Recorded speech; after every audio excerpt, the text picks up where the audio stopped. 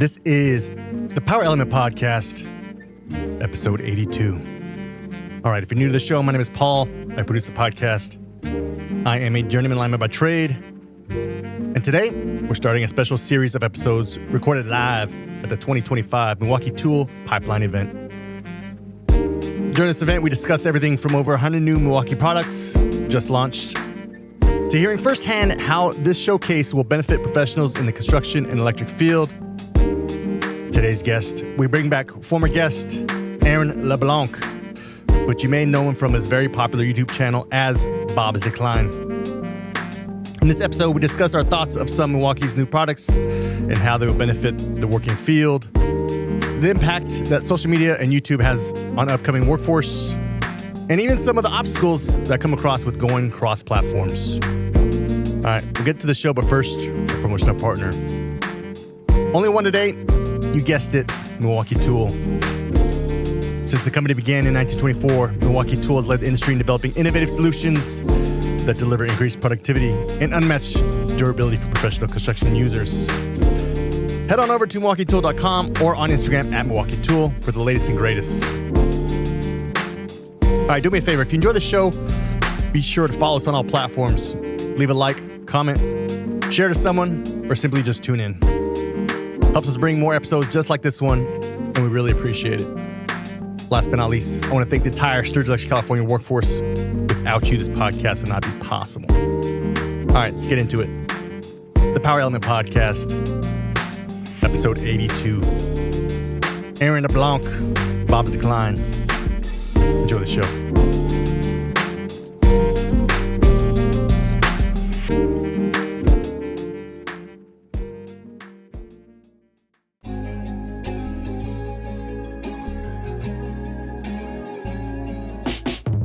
It's one team, one focus.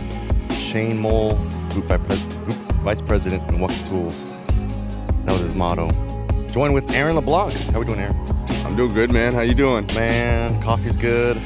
Some good times. Our annual pipeline conversation. My favorite time of the year. Is it, man? Legit. Yeah. Because you start running into winter months coming up here for you, right? Well, I just left like some crazy hot weather, some forest fires and stuff back home. Not typical for our region at all. I wouldn't be surprised if I show up to snow when I get back. Are you serious? No, I'm not serious. Man, I'm gullible, and I don't know. Even though we've talked, I still don't know East and West Coast Canada.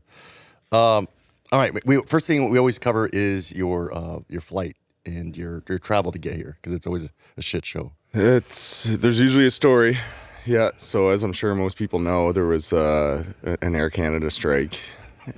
Of course. When did this start? It was like a week ago? Yeah, maybe like a week ago. And then I wasn't too worried about it. You know, they were saying everyone's going back to work and stuff. But when it got within 3-4 days of the pipeline, started making some phone calls saying, you know, they keep saying the flight's probably going to be canceled, but just wait until an hour before the flight to find out for sure. And, I mean, obviously, an hour before the flight, if you miss it, you miss the whole pipeline event. Yeah.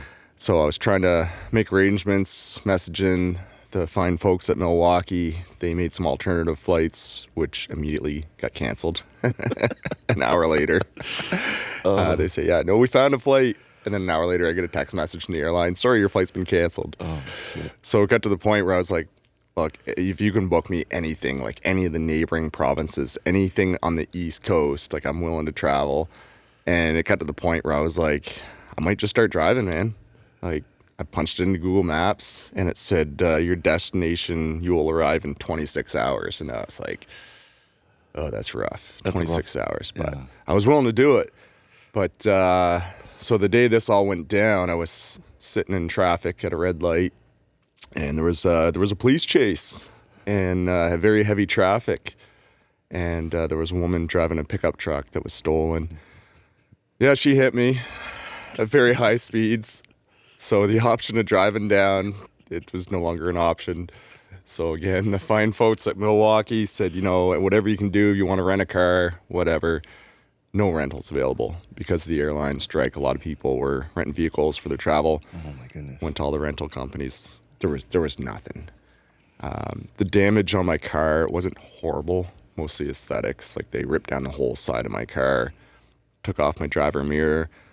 And then it was actually at 3 a.m. I woke up in the middle of the night and I was like, if I can just get across the border, there's going to be flights in the U.S. for sure. Those 3 a.m. thoughts are the best. Oh, yeah. Like I literally woke up 3 a.m. like the light bulb went off. Yes. I reached for my phone. I put like a note in my alarm, like call Milwaukee first thing, tell them to get a flight at a big somewhere at an airport in the States. And so I woke up, sure enough, got a flight out of Bangor, Maine. Oh, dude. So it was pretty sweet. Tried still to get a rental. I wasn't super comfortable driving my car across. Thought they might ask some funny questions at the border saying, what's going on with your car, dude? Yeah, that's true. It's jalopy. Yeah, your mirror is taped on with packing tape. But I made it here, man. The flight out of Maine was awesome. Super small airport, easy to get in. Everyone was really friendly. Had a transfer in New Jersey and landed here a couple days ago, and it's been great. Super glad I didn't miss it. Glad you made it, dude. And we kind of always recap your travel story because I'm a real boring person. That really happens to me. I go to work, I golf, and I watch Netflix and read, and that's probably about it. But you, man, like last year, you had the dog bite. It's always interesting with you. Yeah, I mean, Has always been that way? Oh, definitely. Yeah. You got some good stories. We can sit here and have a 24-hour podcast if you want. I can tell you some stories, man. I can tell you some stories. All right, man. Let's recap Pipeline. It was yesterday, so if you hear my voice, I'm a little raspy. Yeah, Milwaukee knows how to host an event. We'll just say that much. What'd you think, Milwaukee Pipeline 2025? Oh man, it's great as always. Like you said, they know how to put on an event. They make you feel like a superstar, for lack of better words. Yeah. We did the big walk-in this time at their downtown location, and it was 5 or 6 stories high of all the staff, you know, and pretty wild. I'm sure you'll see lots of videos on Instagram and stuff of that, so it's a lot of fun. Yeah, it caught me off guard. How about you? Yeah, big time, because usually the walk-in's the next day at the actual Pipeline event. So that was really cool. It was good, especially for the first year attendees, to kind of meet all the staff and the executives and the people that work hard to put this event on. They make you feel very welcome, regardless if you've been here multiple times or first year. Keep you well fed. They're real open with all their technology and tools. And this year we went on some tours, man. Like some first time ever that they've allowed the public into some of these facilities. So that was really cool. Yeah, quick recap for those of you who do not know what Milwaukee Pipeline is. Aaron and I represent a media community, obviously us with the podcast. Aaron has Bob's Decline, a well-known YouTube channel we'll get into a little bit later. But they bring influencers, media type, magazine folks to come, and they release a big amount of their tools during this time of year. And if I'm not mistaken, strategically, they release a lot of the tools for Pipeline. So, yeah. And they basically, we get to interact with leadership. We get to interact with product managers, learn about the tools, learn about the culture. 2 days of just nonstop fun. And then the opportunity to do some podcasting too. So during the event, specifically the tools, what were we looking forward to for yourself? Well, specific to our trade, they've got a new battery-operated wire skinner that's designed from a huge range of wire sizes. Yeah. From like you're looking at like number 2, number 4 wire all the way up to 1,000 MCM. Yeah.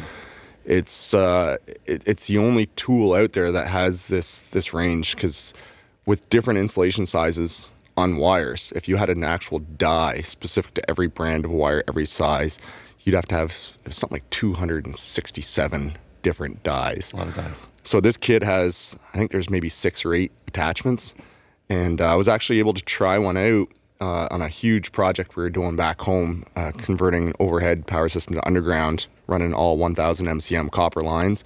And we tried the tool out, and it works great, man. Like anyone that's ever skinned 1,000 MCM volt insulation, it's hard. If you got to do 48 terminations and you're skinning that by hand all day, she wears pretty hard. At the end of the night, you get tennis elbow and stuff. Mm.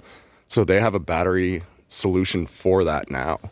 And something that's a little bit unique to our area, we do a lot of our own tree trimming especially during emergency calls. Like we have our utility arborists that blow through and do contract work. But when it comes to emergency calls, typically it's us as the linemen that remove the trees. So they've got a lot of really cool products, battery operated saws, stuff that you're not waking a customer up at 3 a.m. in the middle of the night. They've actually just released this year a little fold up hand saw. Dude, that is sweet. And some people are saying, what's your favorite thing you've seen here so far? And there's crazy cool stuff. Like there's a new roll-on generator that's like, I did a video maybe a month ago of the 7,500 watt roll-on, and it's 2.5 kilowatt hours. They got a new one that's, I think, 2.5 times. I can't remember the exact number. It was like 7.5 kilowatt hours or whatever. Yeah. Huge. Like that thing is amazing. Dude, yeah. It's going to take away the need for a generator in the van or service truck. We utilize underground vans. But there's no noise. The power that thing has, he had it on a pump and the fan blower running on the demo. Yeah, so it can go for hours. And the timer showed over 3 hours left while it was running that equipment. Yeah. So when I initially first used the roll-on last year, when I had an interview with Milwaukee to familiarize myself with the equipment, they said, we're not sure if you're using the cable tugger, the capstan, and the blower, how much you'll get out of it, because that's a lot of draw there. You ran it on a capstan? I ran it with a capstan and the blower, and it showed 50 minutes left, which is enough time to pull in most cable pulls. That capstan draw, the amperage right off the gate, and just that torque. Yeah, exactly. Yeah, and the thing is, typically, if we didn't have a source of power, we'd have to haul in a generator. Yeah. Well, you combine a generator with a confined space.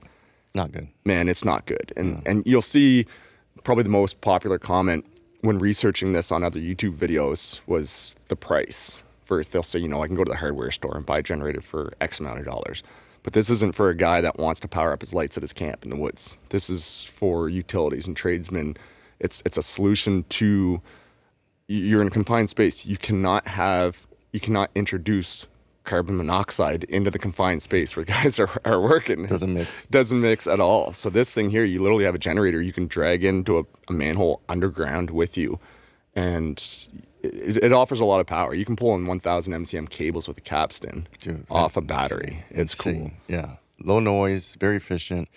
There's gonna be a different size. It's a little short and stocky kind of roll on, but it's a 2-man lift. There's some rigginized. There's a rigging hook to it. So real cool. You kind of bypass the folding saw. The demo was a 1-inch wooden dowel. Obviously, dowel's gonna be a little harder than pretty much any kind of wooden branch or a branch. Yeah. It took 5, let's say, strokes or 5 swipes. Yeah. Dude, easy. Oh yeah, and that's like you said, I kind of bypass that because it's like, what's the coolest item? And you got this crazy generator, but then I'm all excited about this handsaw, like super simple tool. What I've done in the past when I'm up in the bucket in a heavily treed area is I take the saw blade off of our stick attachment. There's not even a handle on it. Oh yeah. Kind of stick it in my back pocket, gripping it by the teeth with my leather glove. So this option here, especially where it's foldable, I can shove that right down in my pants pocket, have accessibility at all times. Man, I gotta get hooked up with one of these, and trouble calls walking through the woods. It's like you said, the dowels back and forth a couple times, and you're all the way through hardwood. The teeth are super aggressive on it. It's a really great product. Yeah, they do a good job too demoing because they have competitors. They wipe the name out and stuff, but it's a competitor's foldable knife, and there's a huge difference. You talk about kind of the simple stuff blowing your mind. Me as well. I don't know if you got to check out the round file for the chainsaw blade. Yeah, dude, how cool was that? Yeah, and what makes it especially cool is the setup, the kit they got. Yes, bro. So it comes in this kit, and They literally thought of everything. They got where you lie the files, they're numbered. Yep. So the chains on the battery chainsaws, they're not standard sizes. Yeah. There's some smaller chains on the smaller saws, obviously. And they've got an option for every different chain. It all comes in a kit ready to go. There's some slots underneath for spare chains, spare files, guides. It all comes in a super slim kit. Like it could slide right into a book bag, no problem, fit in the till of our truck. It's pack out compatible. pack out compatible. Yep. Yep, everything can go in there. I think typically the protocol in any kind of truck, any bin door, is to hang it up on a hook, your blade. The squinch is going to be there, and then you'll have the files. But this thing just takes care of it all, nice and neat little pack out. So, and talking to, I believe it was Mike, the product manager, it's a best-in-class file too. Nice ergonomical handle where you can just kind of really do some nice work on your keeping your tools sharp. Yeah, and the handle, like a lot of times you'll see those little wooden ball-shaped handles. Yep. This one here, it's got a shape to it that as you're pulling, pushing back and forth, it naturally fits the grip of your hand. Yep. So you don't have to squeeze it super hard. It's like an anti-slip coating, super easy to handle. The file doesn't pull out of it. Sometimes you're filing with a traditional one and the handle pulls right off because you're just swapping the ends too much. And even the case, it's fully sealed, so it prevents rust and moisture from getting in there. Yeah. Did you see the hard and soft little template too? Yeah, for sure. Yeah. I think it was for the raker, I think he called it. Yeah. Yeah. It's I even noticed when you put the chain in, the way the chain landed in the case. Yeah. There was like a little cutout to the side where the chain, it laid perfectly. Like they really put a lot of thought into their design, and it's really cool to see how perfect everything fits. There's no struggle with it. Slick. Apprentices will be running out of excuses of why their bin door looks like crap, but good stuff. Nitrous Axe. Check it out. Yeah, for Dude, sure, that man. blade. Yeah. I Reciprocating saw blade. Oh, the reciprocating saw, man.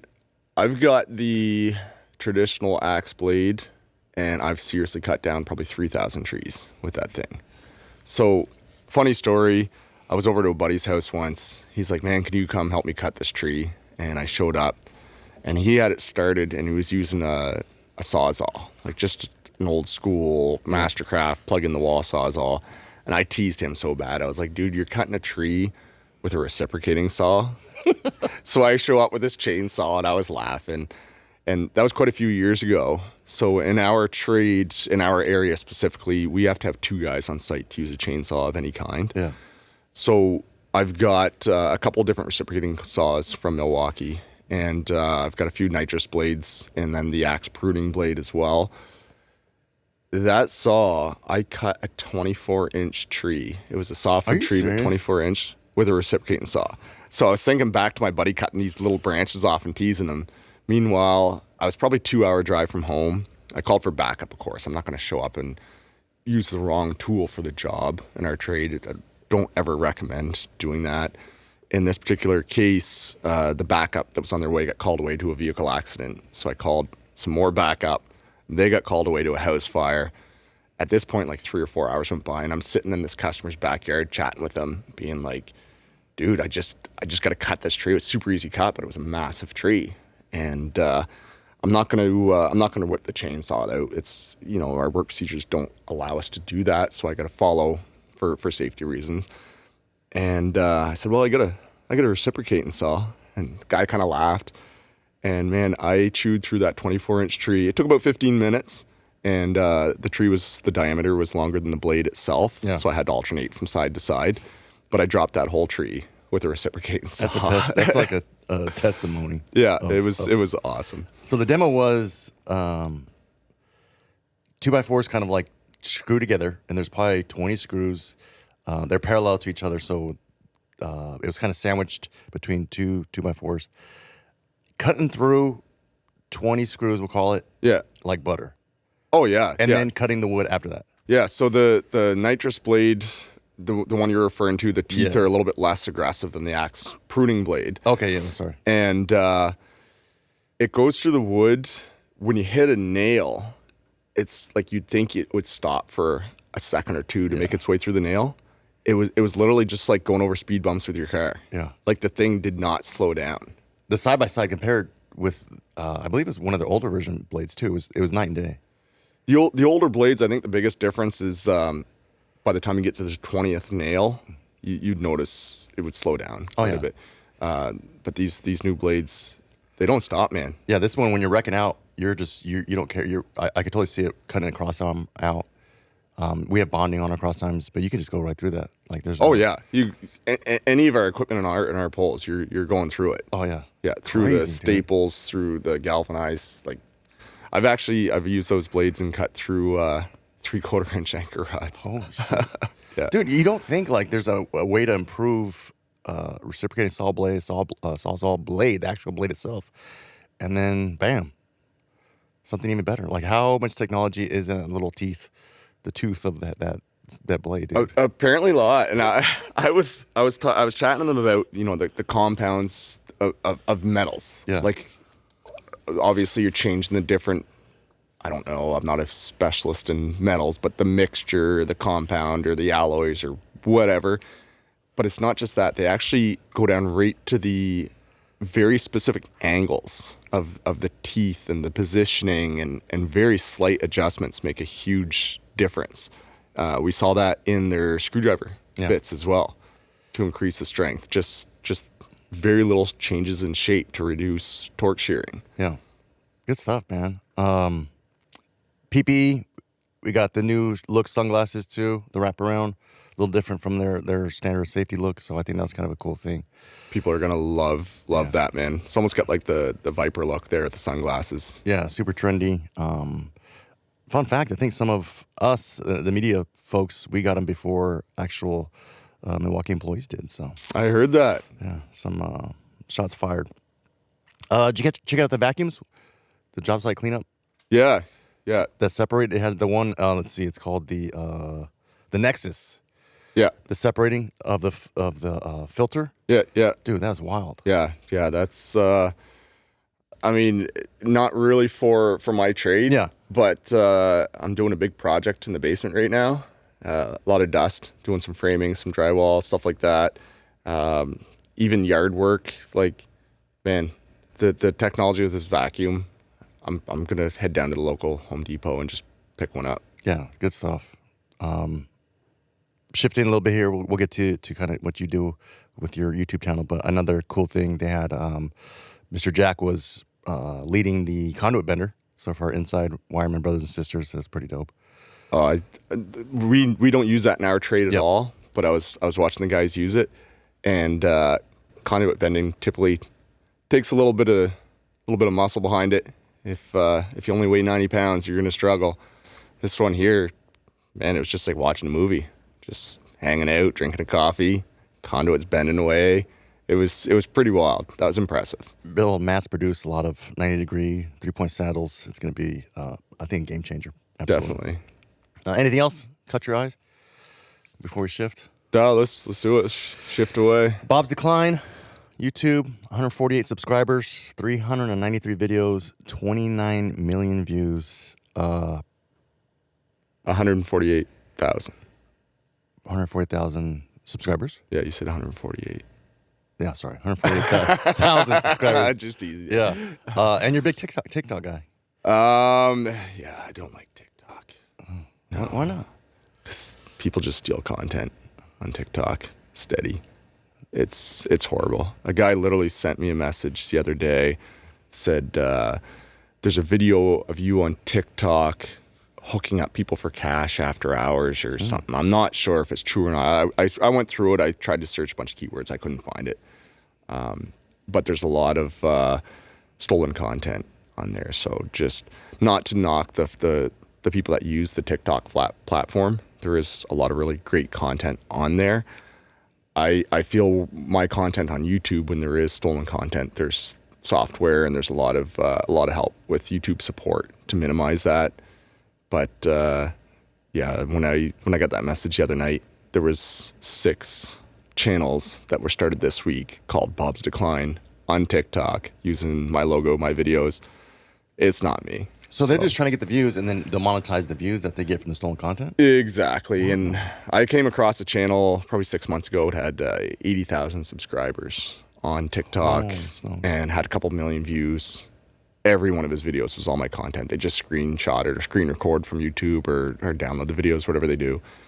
It's going to feel weird, especially if their views outnumber your actual organic views. And you're just kind of like, that's messed up. Yeah, well, yeah. And I mean, they typically do on those platforms anyways. It's just the way the platform's set up. It's a lot easier to get 1 million views on TikTok than it is on YouTube. On YouTube, you got to seek out the information. You generally have your followers that seek out your videos on YouTube. TikTok, it could just be a trending thumbnail, and all of a sudden, you get people just swipe by and hang out there for 2 or 3 seconds, and it counts as a view. So, Crazy. again, not to knock the people that made it through TikTok, but it's not my jam at all. I got you, man. Let's get to it. Lineman blogger. Last video you had, I believe it's the last video. 31,000 views. You had a 138 kV transmission line outage. Cool stuff, man. You take us through it. That was dope. Yeah, the reason I did that video is a little bit different because there was just a lot of talk and a lot of walking around explaining the process. We have to be very careful with our transmission outages, with what we say and what we show. I can't do anything live with those outages because it can affect, there's some liability and legal issues with transmission outage. Transmission outages often involve fines in Canada. And there could be, I don't want to get dramatic, but acts of terrorism. We've had a few of those. It's basically vandalism, but on a very important infrastructure. So rather than just being classified as vandalism, it could be classified as an act of terrorism. Yeah, federal offense. Yeah, exactly. So there's some pretty intense stuff around transmission lines. But the reason I wanted to do that video is, unlike the distribution system, when we have an outage, you often can't just resolve the problem and turn the power back on. If it is an extended outage, you might be picking up 20, 25, 30,000 customers all at once. And any power grid in the world simply can't handle that. If it's out for 5 or 10 minutes, it's no big deal. But if it's a cool or hot day where people are using their AC or their heat, and you try to pick up 30,000 people all in one shot, you're just going to be popping breakers throughout the system like crazy. So we have to go out through the system, isolate all the feeders, re-energize the line, the power transformer, and pick up those feeders one at a time. It's quite a process, and I wanted to show, mainly for the public, why in these circumstances you might be out of power all day for a simple tree hitting the line. Yeah, it's an easy watch. You just, you just kind of follow along, and you do a good job of explaining. There's not a lot of tactical work, so to speak. You're just kind of taking us along to the troubleshoot, and I think that's dope, man. That's awesome. Thanks, dude. Yeah, and you were out of power, right? Yeah. Your house. Yeah. Actually, I was locked out of my house. All my locks are electronic. No. Are you serious? I had to break into my own house. Yeah, the whole street goes out, and I was at a buddy's house, so I roll in. And, my neighbors are all outside, wondering where I am. Like, I got the power truck sitting in the driveway. Everyone's power's out, and they're like, "Well, power's out." And the guy that responds, he ain't moving. So I rolled home and was chatting with the neighbors, and I was like, "Oh yeah, I got to hit the road, boys." Meanwhile, I'm like going through my backyard, checking all my windows, like trying to break into my house. And yeah, I found a way in. Yeah, I literally have like Wi-Fi and battery door locks on all my doors and stuff. And yeah, technology's good till it's not. Yeah, you need some power. Yeah. I think your story is kind of unique because you work alongside, obviously transmission, unplanned outages, going to be all hands on deck, but you utilize the city. You got an excavator to come out to kind of clear a path for you. Is that right? Yeah, man. I wish I could shout out the actual names of them, but the city employees where I work, we help out each other all the time, as well as the fire department. They're really great. I've got, I think it's 4 or 5 volunteer fire departments in my area. Like I'm waking up at 3 a.m. and these guys are volunteering their time to wake up at 3 a.m. And even the local city guys, like if I call the supervisor for the city and say, half of the town is out of power, and if I can get this one piece of equipment, it's going to make my job 2-3 hours faster. And as a major power corporation, we can get the equipment as well, but there's a bit more of a process to it. Where the city have the equipment, they own it, they have guys on call, and we help each other out all the time. Why do you think that's one of your recently more viewed, I guess we'll call it, videos? 31,000 views. Why do you think that one kind of did good, I guess? We'll go to the other one. The next one it's pretty popular, but what do you think attracts to that transmission outage? I think it's kind of a shitty question. No, that one there, I think it was just the thumbnail and the title. Yeah. As soon as you see like 138 kV or transmission outage, and especially for the regular viewers, they don't typically see where I'm a distribution lineman, they don't typically see a whole lot of transmission work. When I do transmission work, it's typically the initial response, switching, isolating power, kind of helping prep the area. And then we bring in our actual transmission lineman to do the work. All the linemen at our company are certified to work on both transmission and distribution. But man, I haven't climbed a tower in 19 years. So it might be fun to do again. Actually, that's some of the most fun I ever had in my career was doing tower work, man. Yeah. Towers are fun. Loved it. It's a good trick. All right, we'll get to the one more recent popular videos. Beaver tail likely jumped here, 195,000 views. And if you look at the kind of view count, you have your latest video, and then it skips a little bit, and the views are pretty normal, and then you have this bad mamma jammer. Yeah, that one there in the thumbnail, it's just a screenshot from a GoPro cam. The GoPro videos generally do pretty well. They're more interesting. Some of my videos, I explain a lot of the processes going through the procedures. There's a lot of talking. Typically, the GoPro ones, it's straight to the point, straight to the work, and then I do a voiceover narrating exactly what I'm doing and why. So I think the audience is a little bit used to that. When they see that thumbnail, they know, like, okay, this video here, especially apprentice linemen that are trying to learn, they can watch a video and they're going straight to the nit and gritty. They're doing the work, why, and even Journeyman linemen will watch it and see how we do things differently. It's kind of universal trade in the sense that we all have generally the same equipment, the same safety procedures and stuff, but there are very subtle differences in the way we do our work. And it's good to see other people's work so you can learn, you know, how can we hang the wire at the house first as opposed to the pole? Or how can we do this? And you learn little tricks on stuff like that. So. Yeah, to what you're getting at, it was a mid-span tap video. It was easy watch. I think I watched it while I was eating dinner. And I think that says a lot, too, about kind of the YouTube culture and where streaming's at and blogging's at, is people are backfilling maybe that TV show or that news channel that they would watch and watch blog videos or YouTube videos. I watch a lot of golf, YouTube golf, and then obviously kind of watching your stuff, too. But I think that's a lot to be said about where content is going. Oh, 100%. I mean, especially not that we make content for kids, but any families I know, when their kids are watching TV, they watch YouTube. Yeah. That's just what they watch. And it could be like my young fellow will watch an outdoors guy for hours, and he'll just be like, hey, I'm walking through the woods, I'm going to dig a hole here and sleep in this hole tonight. And they're just eyes are wide, like, this is amazing. And that's it, man. And I think it's because it's real. And that's what's worked with my channel, is everything is real. There's nothing put on. There's no production company saying, okay, before this commercial break, I want you to scream, oh my God, there's a wolf coming. Yeah. And then when the commercial breaks done, they're like, oh, it wasn't a wolf, it was a cat, thank God. You know what I mean? So it always brings you up and then just tears you down. Yeah. But no, a lot of stuff on YouTube is very real. Yeah, in that video, it was easy, like I said, easy watch. You take us through a mid-span tap, utilize the beaver tail, utilize that cool meter that you guys have. You'll talk about that. But I find myself just kind of watching along and hearing you narrate and narrate. Narrate. Yeah. Why does that sound weird? It's because you're Canadian. Yeah. Yes, hanging around you too much, rubbing off on me.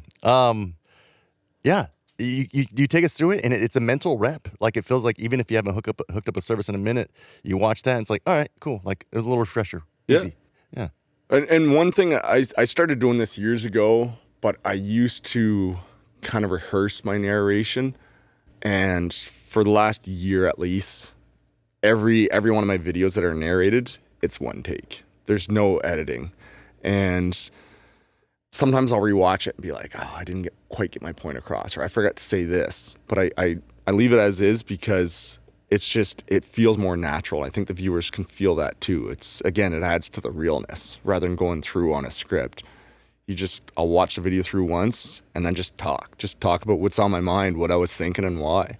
Yeah, absolutely. I think there's something to be said about that too, because look, there's no substitute, especially apprentices listening. There's no substitute for getting the reps, doing the work, being on the pole, putting yourself in those situations, asking a lineman question, and just, like I said, essentially just get on the wood. But to see that and view that mental rep and see how you go through your work methods and then you explain it, it's a win. It's a win, bro. And I think we've seen, it's kind of a weird example, but I'll say it. Gran Turismo, that movie, that kid learns F1 cars, and then the next thing you know, he wins that contest and he's racing. I mean, it's a little different, but I mean, he got the mental reps. Like, he got the reps through technology. 100%. And on a regular basis, I get DMs from people that are like, hey, dude, I was a lawyer and I started watching your videos. I don't get regular ones for that. There was literally one guy, though, that was studying to be a lawyer. And he changed it up, and he's now a second-year apprentice lineman. Dude. And you get a lot of guys coming into the trade as a first-year apprentice lineman.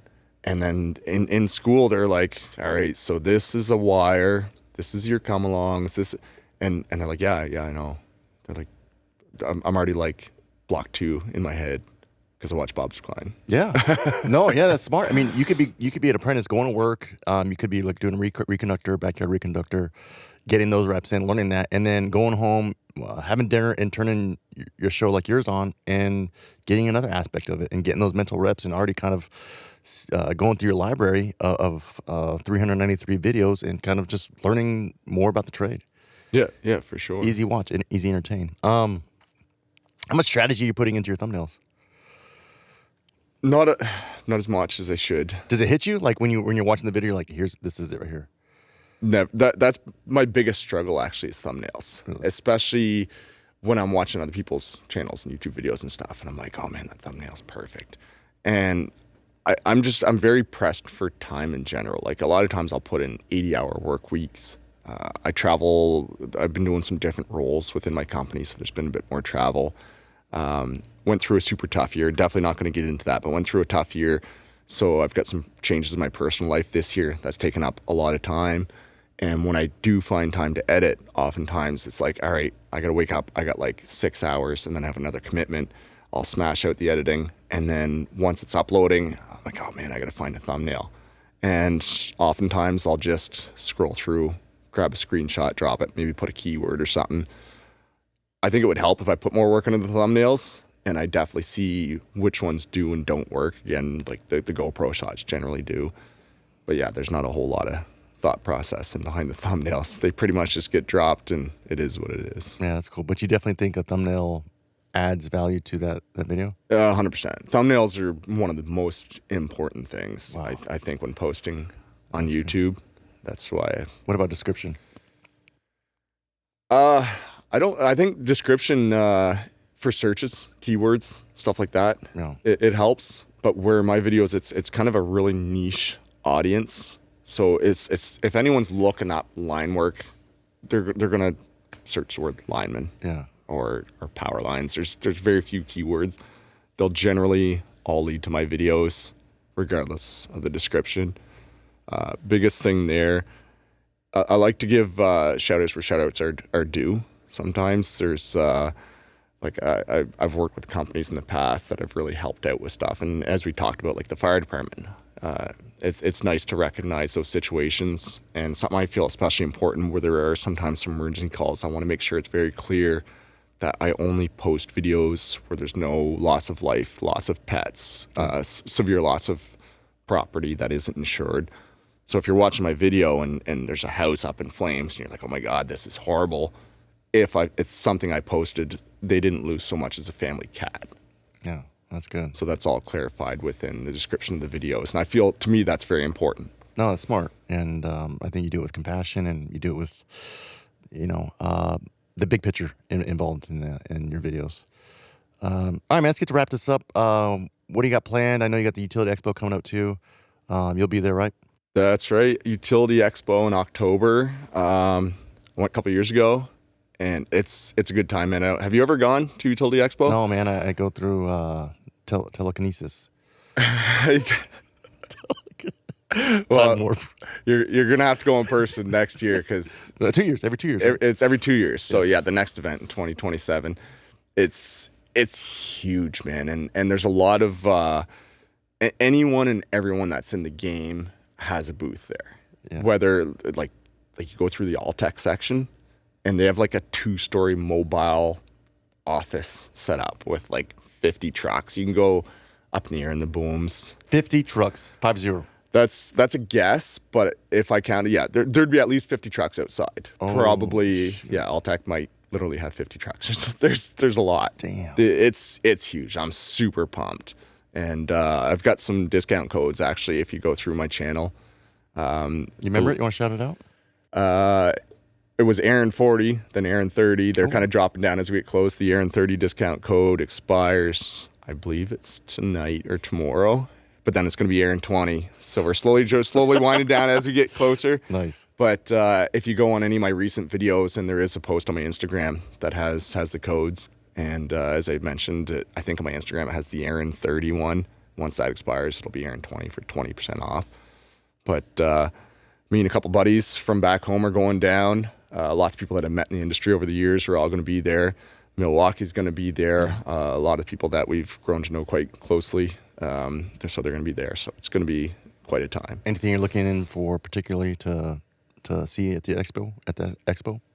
Looking for stuff that's new. Generally, like being in the world that we're in, like you and I with the social media stuff, a lot of times we get a heads up on a lot of this new equipment. So you kind of roll in and they're like, yeah, we got this brand new whatever. And we're like, yeah, we've seen that 6 months ago. But at an event like this, sometimes there's stuff that's like world's best kept secrets. And that's what I'm really excited to look out for, the stuff that nobody has seen yet. I want to see some real new innovations out there. My favorite part, though, is the people, man, especially the people I work with. Like another one I'm real excited is Dragonware. Work closely with them. Mm-hmm. Love to just walk up and shake people's hand, and a lot of them that you work quite closely with, give them a hug. You know what I mean? Like it feels like family. Like in our industry, they talk about brotherhood and stuff like that, and it really is like one big family within this industry. So tight knit, good community. Aaron, where can people find you at? People can find me. YouTube is the best place for my content. If you Google, the channel is called Bob's Decline Lineman Blogger, but just punch in Bob's Decline or even Lineman, it'll direct you towards my channel. As you said, there's almost 150,000 subscribers now, so it usually pops up. If you want to shoot me a message, sometimes the comment section I can reply, but for more intimate questions, Instagram's the best. Shoot me a message on Instagram. If I don't answer, just shoot the message again. Sometimes I'll go on my message feed and there's hundreds of them. And if you just say, whatever, 2 weeks goes by, I don't answer you, drop another message, bump it up to the top. I try my best to get back to everyone. Aaron Leblanc, California Canadian lineman blogger. Bob's Decline. Thanks, buddy. All right, man. See ya.